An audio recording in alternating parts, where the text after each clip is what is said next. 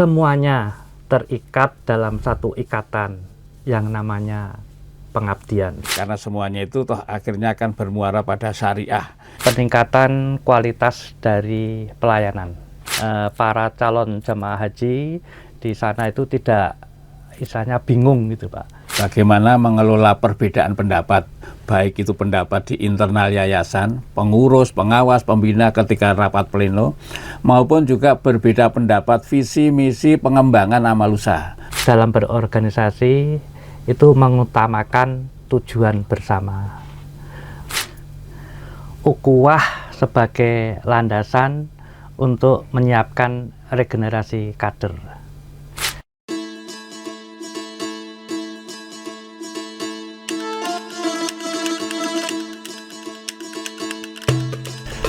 Assalamualaikum warahmatullahi wabarakatuh. Waalaikumsalam. Bismillahirrahmanirrahim. Alhamdulillahirrabbilalamin. Wassalatu wassalamu asrofil anbiya'i wal mursalin wa ala alihi wa sahbihi ajmain. Asyhadu alla ilaha illallah wa asyhadu anna muhammadan abduhu wa rasuluh. Allahumma sholli ala Muhammad wa ali Muhammad. Amma ba'du.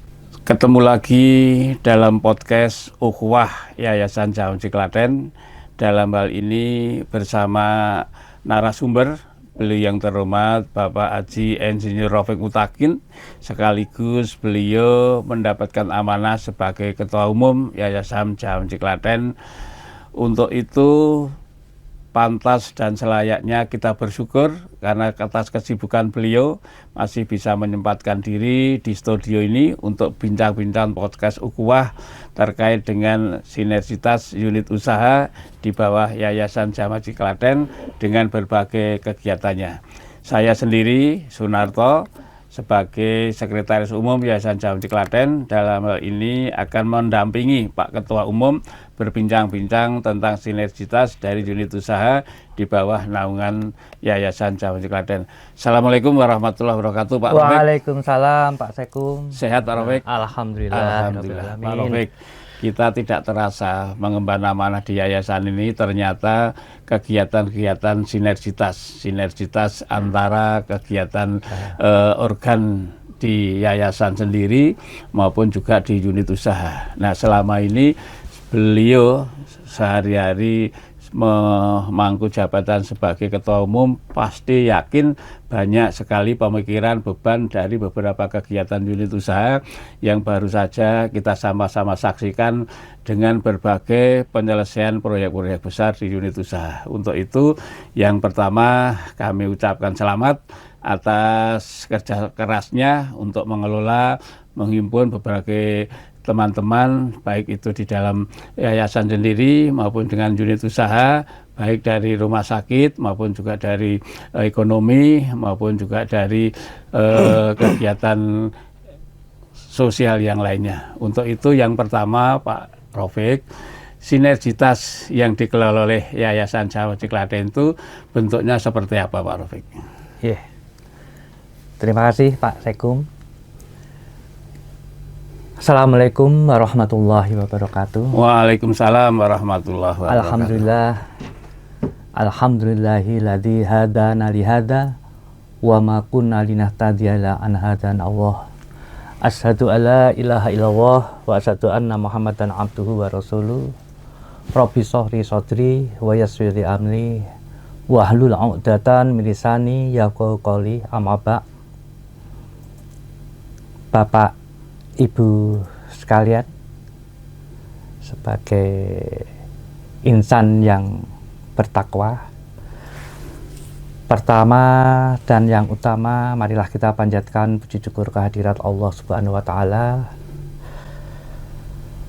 atas rahmat, hidayah, dan inayahnya kita bisa dipertemukan di acara podcast yang terselenggara dan diselenggarakan oleh Ketua Bidang 4, yaitu Bidang Pendidikan.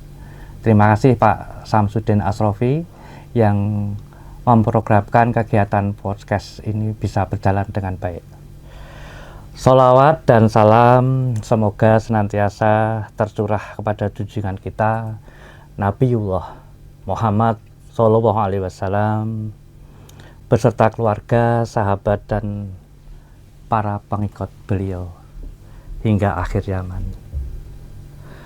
Alhamdulillah, pada kesempatan kali ini kami diberi kesempatan untuk mengisi podcast yang dalam hal ini temanya adalah sinergitas di amal usaha di bawah naungan Yayasan Jamaah Haji. Insya Allah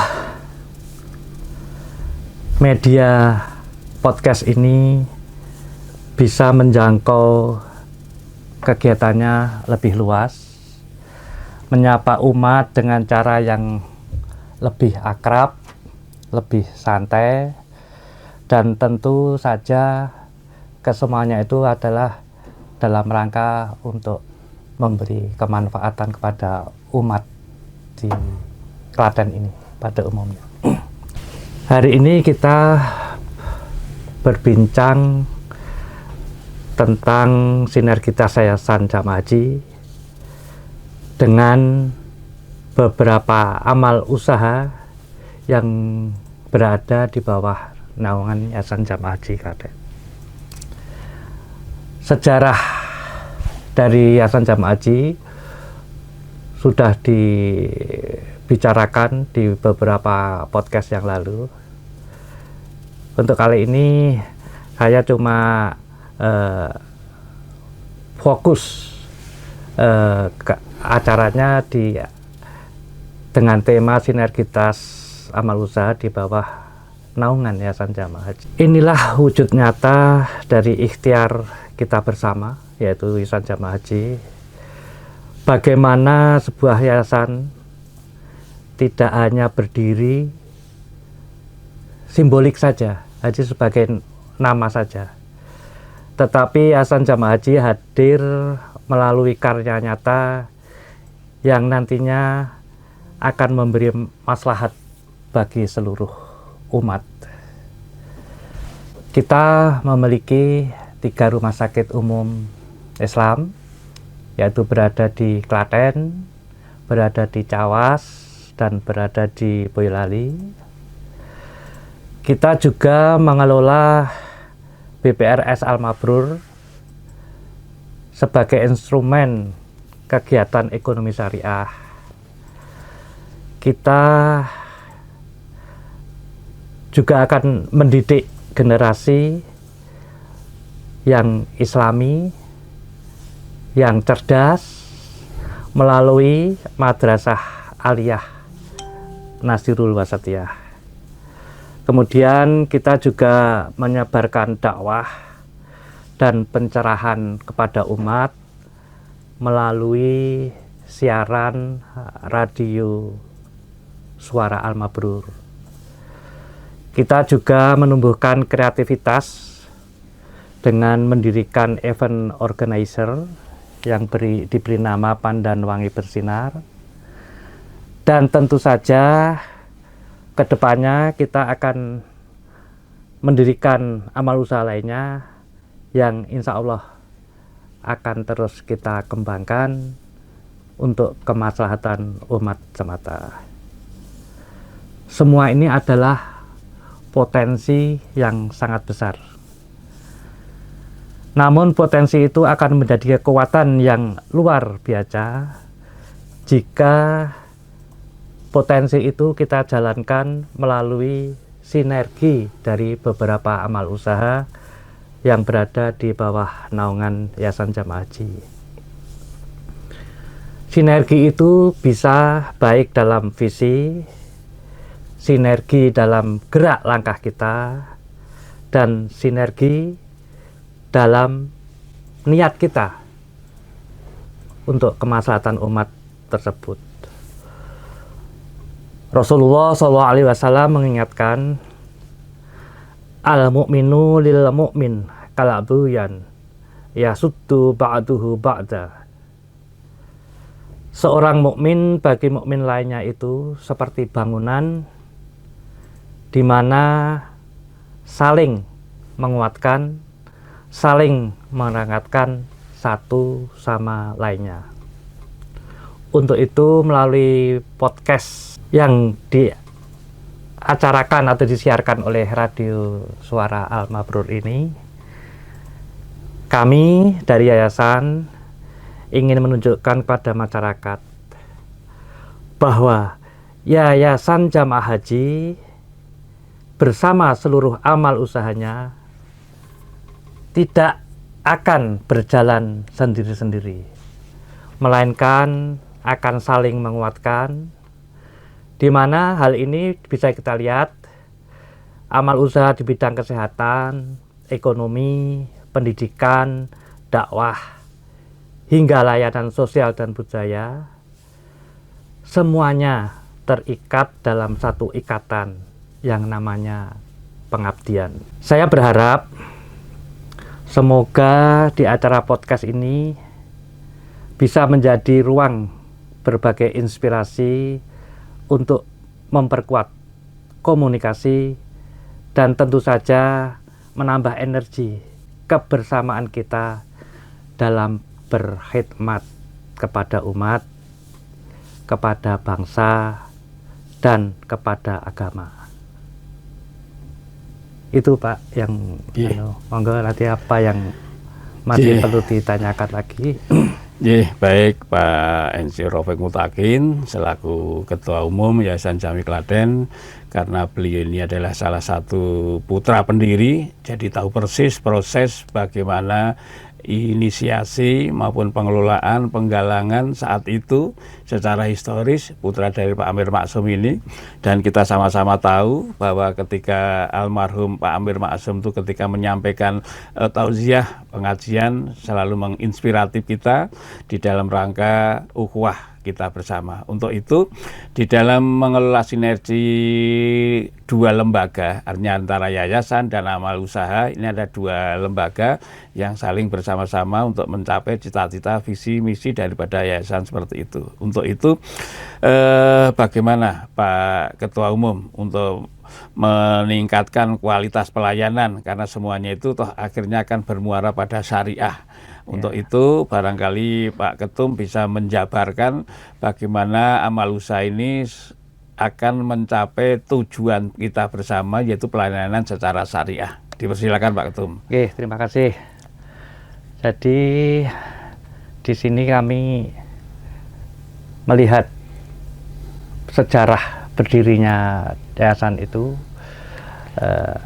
kami fokus untuk beberapa contoh sinergitas di antara amal usaha itu adalah, yang pertama adalah peningkatan kualitas dari pelayanan.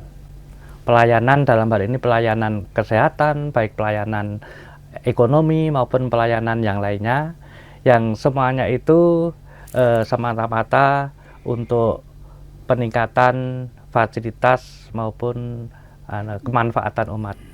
Contoh dari kualitas pelayanan yang pernah kita lakukan yaitu adalah pelayanan terkait dengan manasik haji atau pelayanan haji. Di sini bisa kita bagi pelayanan itu termasuk pelatihan bagi petugas haji, peningkatan fasilitas haji maupun bagaimana kegiatan manasik haji sebelum berangkat itu bisa berjalan dengan baik, sehingga nantinya para calon jemaah haji di sana itu tidak istilahnya bingung gitu Pak. Meskipun di antara KBIHU yang calon jamaah haji ikuti itu juga sudah memberikan, tapi untuk kebersamaan itu seperti yang dilaksanakan beberapa tahun yang lalu, itu kita tetap memberikan pelayanan kepada calon jamaah haji. Kemudian contoh sinergitas yang lain adalah pengembangan dari program amal usaha. Amal usaha dan Yayasan Jamaah Haji dapat bekerja sama untuk mengembangkan program-program yang bermanfaat bagi jamaah haji, seperti program pendidikan, program kesehatan dan program peningkatan ekonomi umat. Kemudian contoh yang lain yaitu pemberdayaan jamaah, di mana amal usaha dan Yayasan Jamaah Haji dapat bekerjasama untuk memberdayakan jamaah haji seperti melalui pelatihan kewirausahaan, pendidikan, dan lain-lainnya. Baik penikmat podcast Ukhuwah Yayasan Joy Klaten bersama dengan pendengar Radio Salma serta saudara-saudara kami dimanapun Anda berada, alhamdulillah kita masih berbincang-bincang dengan Ketua Umum Yayasan Joy Klaten, Pak Insinyur Raufik Mutakin. Saya yakin bahwa di dalam pengelolaan insan yang banyak pasti terjadi inspirasi maupun pendapat-pendapat yang beraneka ragam. Nah, untuk itu Pak Raufik pasti punya kiat-kiatnya bagaimana mengelola perbedaan pendapat, baik itu pendapat di internal yayasan, pengurus, pengawas, pembina ketika rapat pleno, maupun juga berbeda pendapat visi, misi, pengembangan amal usaha. Untuk itu saya yakin Pak Raufik punya kiat-kiat tertentu. Dipersilakan Pak. Oke, matur nuwun Pak Sekum. Sebagaimana kita ketahui bersama bahwa di yayasan itu ada 2 organisasi besar masyarakat, yaitu Muhammadiyah dan Nahdlatul Ulama. Kami yakin suatu saat itu nanti akan terjadi beberapa perbedaan, dan kami yakin bahwa perbedaan itu tidak akan sampai membesar, karena di yayasan ini adalah tempat berkumpulnya orang-orang baik untuk berbuat baik, sehingga insya Allah perbedaan-perbedaan itu nanti tidak akan sampai tajam.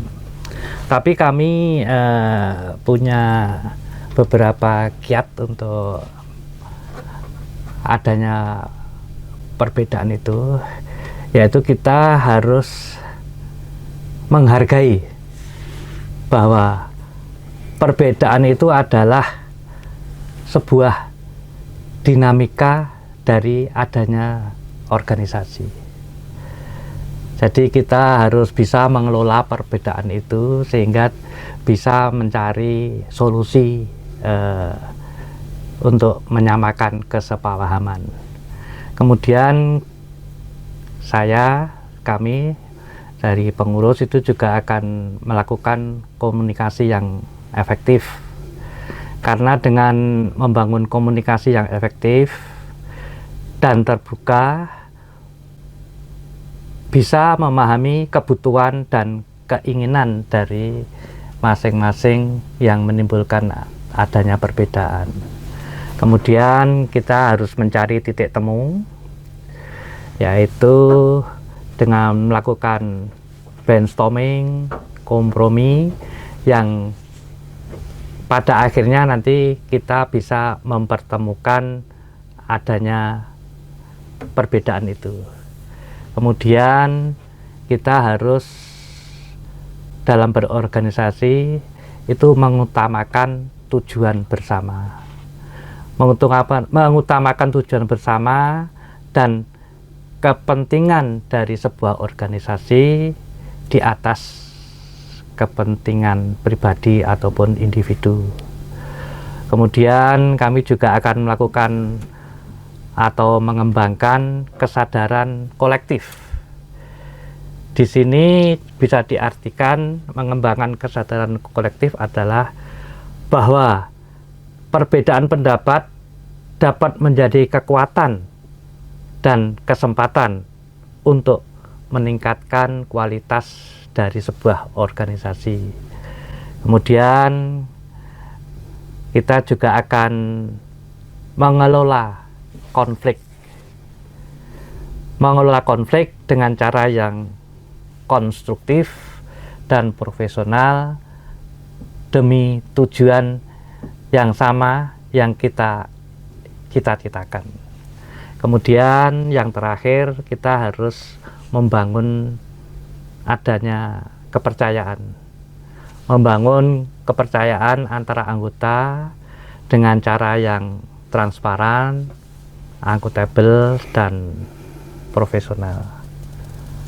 Itu Pak yang baik Pak Ketum, luar biasa. Jadi kiat beliau ini ada 7 hal yang perlu diingat-ingat oleh kita semuanya. Nanti siapapun yang akan bergabung di yayasan maupun di organisasi manapun, di dalam pengelolaan perbedaan itu beliau menyatakan bahwa menghargai sebuah pendapat, sebuah perbedaan. Kemudian beliau juga arif, bijaksana di dalam rangka berkomunikasi secara efektif.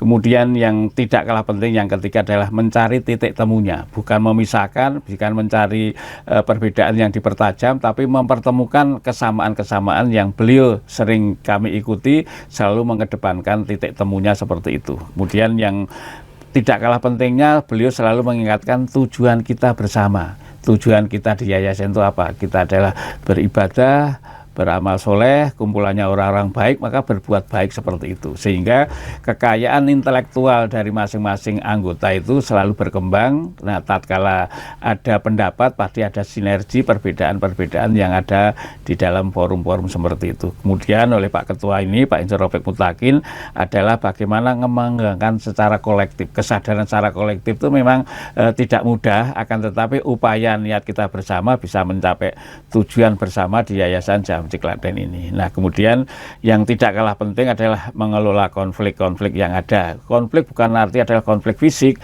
tetapi konflik pendapat. Konflik pendapat ini kalau tujuannya sama, kita cari titik temunya, dan beliau sangat mempercayai kepercayaan kepada anggotanya untuk membangun, yakin, inisiasi, ide-ide gagasan adalah untuk kemajuan baik itu di yayasan maupun di unit usaha. Nah, di unit usaha ini pun baik itu di kesehatan, di ekonomi, di pendidikan maupun di kegiatan yang lain seperti itu. Termasuk juga menempatkan beberapa personil. Pak Ketua ini selalu kolektif kolegial di dalam mencari insan-insan yang saat ini diberi amanah, baik itu di amanah di kesehatan, di ekonomi dan lain sebagainya. Oleh karenanya ketika beliau ini sebagai ex officio, sebagai ketua umum, menjadi pemegang saham pengendali di PT BWR Saham Mabrur, mereka sikap kemudian mencari banyak tahu tentang masalah BPR. Sehingga ketika ada pendapat di OJK, maka beliau sangat lolos untuk bisa mengawal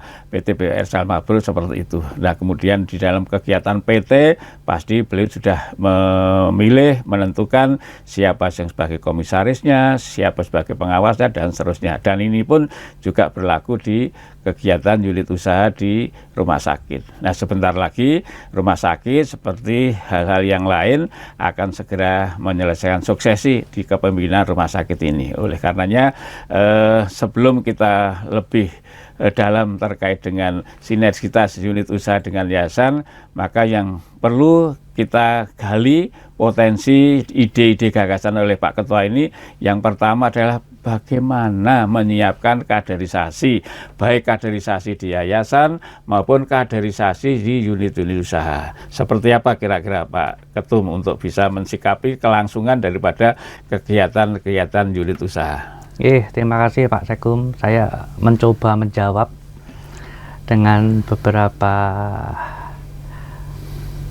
nilai-nilai yang nanti bisa kita terapkan.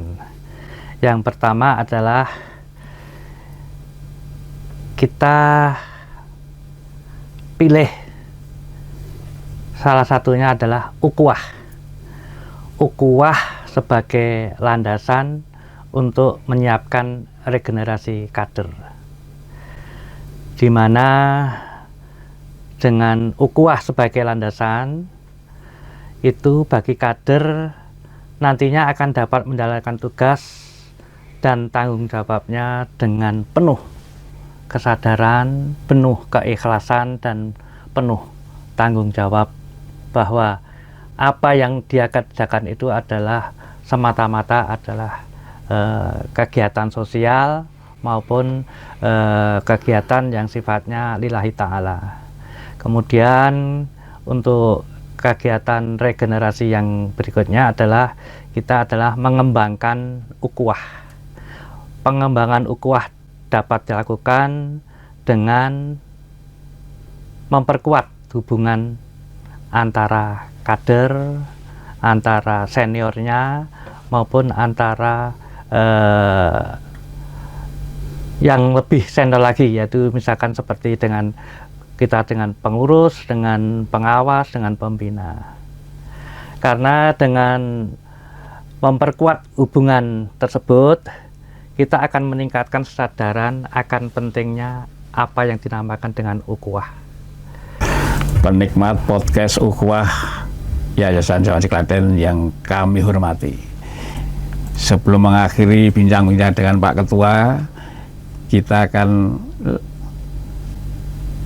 mencari banyak tahu tentang bagaimana kelangsungan dan juga regenerasi baik itu di yayasan maupun di unit usaha. Karena organ ini sudah besar, kemudian tidak mungkin lagi kita akan surut ke belakang, pasti menatap ke depan. Oleh karenanya ketika kita menatap ke depan, pasti kita harus menanggalkan atau meninggalkan jejak-jejak kaderisasi yang baik untuk yayasan maupun untuk unit usaha. Bagaimana Pak Insinyur Rafiq Mutakin? Matur nuwun Pak Sekum. Jadi sebagaimana kita ketahui bersama bahwa saat ini di amal usaha yayasan, khususnya di 3 rumah sakit ini kan akan segera melakukan estafet kepemimpinan. Jadi kan yang sepuh-sepuh yang sudah beberapa kali menjabat itu nanti akan kita gantikan. Demikian juga yang di yayasan itu kan sekarang sudah sepuh-sepuh, mungkin kemarin ada beberapa yang sudah meninggalkan kita, mendahului, itu nantinya akan kita cari pengganti, istilahnya untuk kita buatkan regenerasi di yayasan. Kalau yayasan yang berbasis ukhuwah itu kami melakukan beberapa cara kegiatan untuk melakukan regenerasi. Yang pertama yaitu adalah membangun kesadaran kolektif, di mana membangun kesadaran kolektif di kalangan kader itu kita tekankan bahwa mereka adalah calon penerus dan calon pemikul amanah dari organisasi, yang dalam hal ini adalah amanah dari yayasan. Kesadaran ini dapat dibangun melalui proses kaderisasi yang terstruktur dan berkelanjutan. Kemudian kita akan melakukan proses kaderisasi, di mana proses kaderisasi ini harus dirancang untuk membentuk karakter, membangun daya tahan ideologis, mengasah kompetensi, dan menumbuhkan serta menyadarkan akan pentingnya loyalitas terhadap nilai dan cita-cita organisasi. Dan selanjutnya perlu adanya pengembangan minat dan bakat. Pengembangan minat dan bakat kader dapat dilakukan dengan memberikan kesempatan kepada mereka-mereka yang telah bersama amal usaha, bersama yayasan untuk mengembangkan diri sesuai dengan minat dan bakatnya. Kemudian ada cara yang lain, yaitu memberikan pelatihan dan penyuluhan, di mana kegiatan ini dapat membantu kader untuk memperoleh pengetahuan dan keterampilan yang diperlukan untuk menjalankan tugasnya maupun tanggung jawabnya. Dan selanjutnya perlu diadakan pengawasan dan evaluasi terhadap kinerja kader dalam membantu mengidentifikasi kekuatan dan kelemahan pribadi mereka, sehingga nantinya dapat dilakukan perbaikan untuk pengembangan lebih lanjut.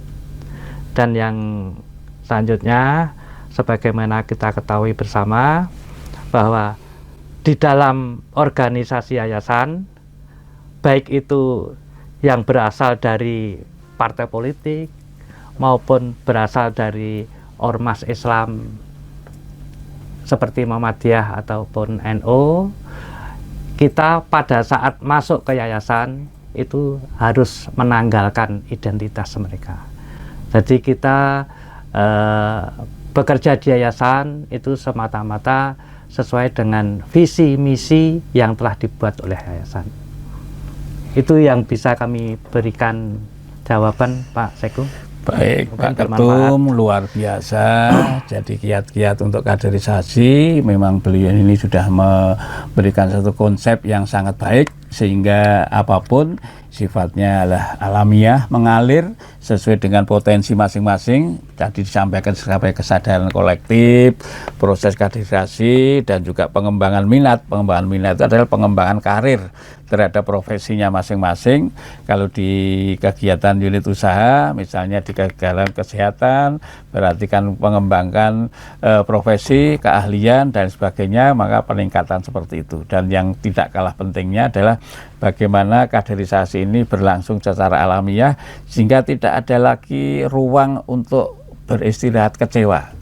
Tidak ada ruang kecewa, karena semuanya itu adalah berdasarkan ibadah dalam rangka mengembangkan ukhuwah, mengembangkan dan mengembangkan lagi ukhuwah kita. Jadi di dalam rangka kita berkhidmat di yayasan dalam mengelola berbagai amal usaha yang ada sekarang ini adalah bagaimana kembalian kesadaran kolektif bahwa kita ini adalah pengemban amanah. Amanah dari para pendiri, para sesepuh kita yang dulu saat beliau-beliau itu masih berinisiasi untuk mendirikan ini, ya kita masih mengantarkan saja bapak-bapak rapat seperti Pak Ketum ini barangkali juga dulu sebelum masuk sebagai secara resmi anggota yayasan, beliau sudah mengkader, mengikuti ayahandanya untuk kegiatan-kegiatan dalam rangka menghimpun, kemudian mendirikan seperti itu. Nah, tugas-tugas kita ini adalah menjaga kontinuitas, meningkatkan, mengembangkan dari produk-produk para pendiri Yayasan Jawi Klaten.